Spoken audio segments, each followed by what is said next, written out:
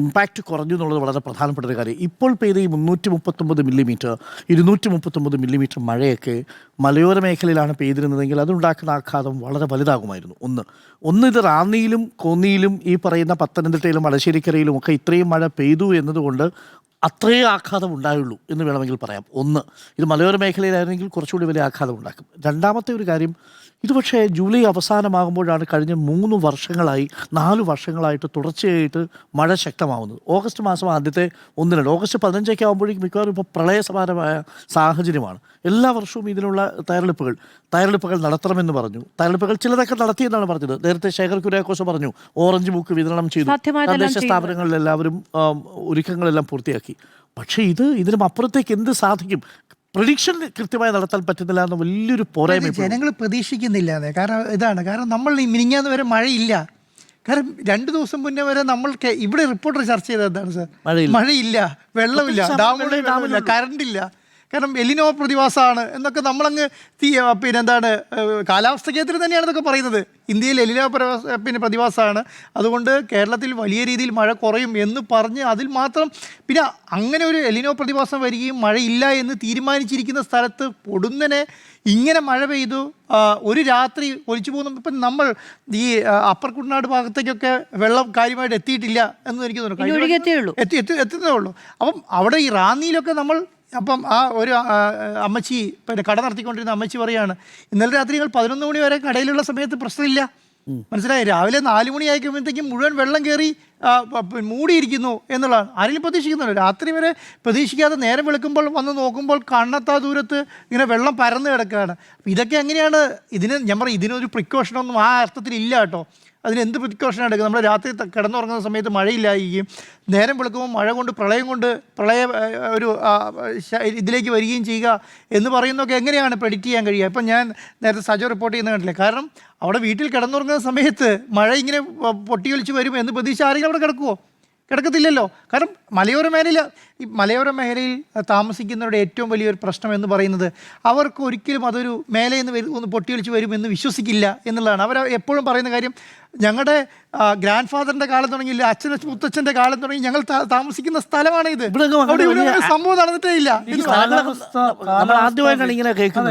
പക്ഷേ നമ്മൾ നോക്കേണ്ടതുണ്ട്, കാലാവസ്ഥാ വ്യതിയാനം എന്ന് പറയുന്നത് ഭയങ്കര അപകടകരമായ സാഹചര്യത്തിലെ കാര്യങ്ങൾ പോകും. നമ്മൾ ഈ കേരളത്തിലെ സാഹചര്യം ചർച്ച ചെയ്യുമ്പോൾ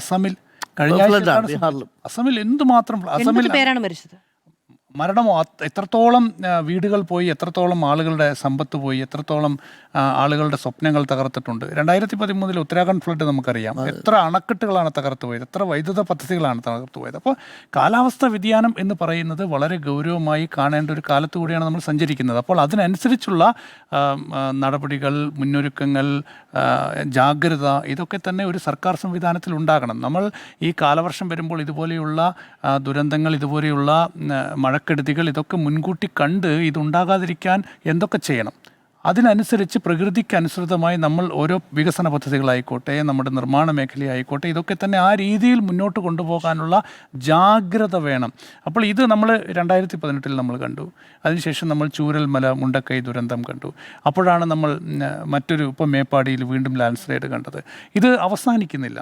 അപ്പോൾ ഇത് നമ്മൾ എല്ലാ മഴക്കാലത്തും, എല്ലാ കാലവർഷം ഉണ്ടാകുന്ന കാലത്തും നമ്മളിതിങ്ങനെ നമ്മുടെ കൺമുമ്പിൽ കാണുകയാണ്. ഓരോ മനുഷ്യരുടെ കരച്ചിൽ, അവരുടെ വേദന, അവരുടെ ദുഃഖം, അവരുടെ സ്വപ്നങ്ങൾ, അവരുടെ ജീവിതം തന്നെ തകർന്നു പോകുന്ന, നോക്കൂ എത്രത്തോളം ഭീകരാവസ്ഥയാണ്. അവിടെ നമ്മൾ പെറുക്കിയെടുക്കുന്ന കുട്ടികളുടെ പുസ്തകങ്ങൾ നമ്മൾ കണ്ടില്ലേ, ആ കുട്ടിയുടെ സ്വപ്നങ്ങൾ, അങ്ങനെ നമ്മൾ ഒരുപാട് മനുഷ്യരുടെ സ്വപ്നങ്ങൾ തകർന്നു പോവുകയാണ്. അപ്പോൾ അവിടെ നമ്മൾ ജാഗ്രതയോടുകൂടി മുന്നോട്ട് പോകാനുള്ള, ദീർഘവീക്ഷണത്തോടെ മുന്നോട്ട് പോകാനുള്ള നിലപാടുകൾ വേണം എന്നുള്ളതാണ്. ഈ പഞ്ചായത്ത് അടിസ്ഥാനത്തിൽ പദ്ധതി വേണം. പക്ഷേ ഇപ്പോൾ ഒരു കാര്യമുണ്ട്, ഞാനതിന് ഒരു കാര്യം പഞ്ചായത്തിനെ അഭിനന്ദിക്കുകയാണ്. കാരണം ഇന്നിപ്പോൾ ഈ ഡിങ്കി ബോട്ടുകളൊക്കെ വരുമ്പോഴും ആരാണ് ഈ അഫക്റ്റഡ് ആയിട്ടുള്ള ആളുകൾ, എവിടെയായിരിക്കും പ്രളയബാധിതരായ മനുഷ്യരുള്ളത് എന്നുള്ളതിനെക്കുറിച്ച് കൃത്യമായ ധാരണ ഇപ്പോൾ താഴെത്തട്ടിൽ പഞ്ചായത്തിലുണ്ട്. 2018 2019 പ്രളയം നമ്മളെ പഠിപ്പിച്ച ഏറ്റവും വലിയ പാഠം നമ്മളതിന് പ്രിപ്പയർഡ് ആണ് എന്നുള്ളത്. 1 ലക്ഷം രൂപ ഒരു തദ്ദേശ സ്ഥാപനത്തിന് കൊടുക്കുന്നു.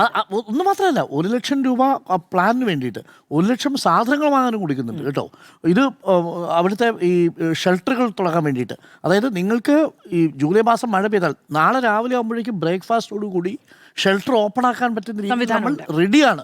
അപ്പോൾ ആ നിലയിലേക്ക് നമ്മൾ മാറി. പക്ഷേ ഇത് എത്രത്തോളം പ്രൊഫഷണലൈസ് ചെയ്തിരുന്ന കാര്യത്തിൽ സംശയം. വേറെ നമ്മൾ മറ്റു പരാതികളൊന്നും ഇതുവരെ വന്നിട്ടില്ല. അഭിനന്ദിക്കേണ്ട ഏറ്റവും പ്രധാനപ്പെട്ട കാര്യം നമ്മുടെ നാട്ടിലെ ജനങ്ങളാണ്. 100%. അത് എല്ലായിടത്തും എല്ലാവരും ഒരുമിച്ച് നോക്കൂ. അത് നേരത്തെ ഇത് രാവിലെ പി എസ് സുനിൽ, രാവിലെ ഞാൻ 7 മണിക്ക് എത്തുന്ന സമയത്ത് രാവിലെ 4 മണി മുതൽ ഡീൻ കുര്യാക്കോസ് ആണെങ്കിലും അബിൻ വർക്കി ആണെങ്കിലും അവിടെയുള്ള DYFI പ്രവർത്തകരാണെങ്കിലും യൂത്ത് കോൺഗ്രസ്, അതേപോലെ പല സംഘടനകളിൽ പെട്ടവരാണെങ്കിലും ക്ലബ്ബുകാർ, അപ്പോൾ എല്ലാവരും ഉണ്ട്. നമ്മളിത് ഫോൺ ചെയ്യുന്നതെല്ലാം അവിടെ രക്ഷാപ്രവർത്തനം നടത്തിക്കൊണ്ടിരിക്കുന്ന ചെറുപ്പക്കാരാണ്.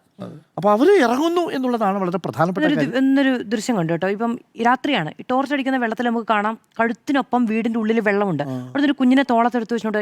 ഈ പറയുന്ന വെള്ളം കയറി നിൽക്കുന്ന വീട്ടിനുള്ളിലേക്ക് എന്ത് ധൈര്യത്തിലാണ് ഇവർ ഇറങ്ങിപ്പോകുന്നത്?